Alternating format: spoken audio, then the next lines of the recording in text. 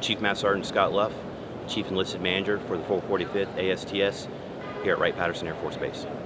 So we are all players in Ultimate Caduceus 21, which is USTRANSCOM and Air Mobility Command joint exercise to exercise the ability of the patient movement system on the stateside redistribution plans.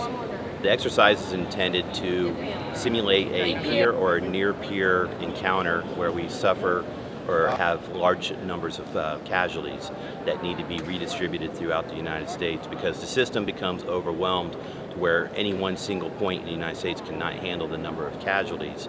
Therefore, they need to be moved across the country to other medical facilities, whether it's DOD, VA, or civilian counter agencies as well, such as here in town we have the Kettering Medical System or Miami Valley. It's a pretty massive exercise. It involves active duty participation coming from AMC, USTRANSCOM, Reserve Forces, active duty here at Wright-Patterson with a medical treatment facility. We also have teams here from the United States Army.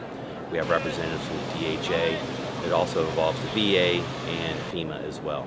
The intent is to have aircraft that would land here at Wright-Patterson, simulating that part of that distribution plan where we have patients coming from a overseas location. So they land here, and then our facility here, which is called an ERPS, which is an en route patient staging facility, we are responsible for holding those patients for up to 72 hours.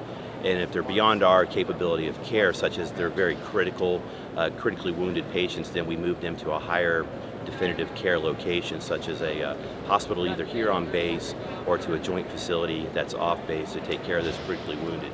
So the point is to obviously take care of mass amounts of casualties and then moving them to facilities that can handle that workload. Setting up the system here, we've been here for a couple of weeks.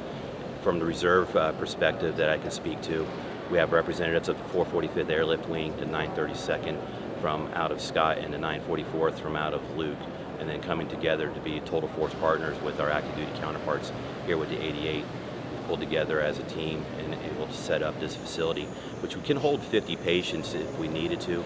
We can expand out to 250, but just the joint coordination to bring this together, excellent training environment, and really with the sole purpose of being able to meet the needs of taking care of our wounded warriors. We hope that we never have to exercise this plan. This is an operational plan that USTRANSCOM has had on the books for quite a while.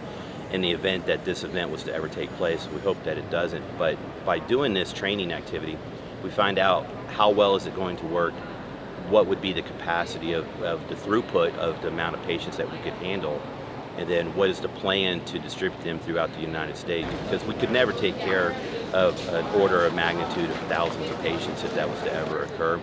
But what we learn out of this, we find out what works, what doesn't work, what does it take to actually, quote unquote, break the system and improve upon that. So by doing this joint training exercise, we'll be prepared in the future if this unfortunate event was to ever occur, which we hope that it doesn't, obviously.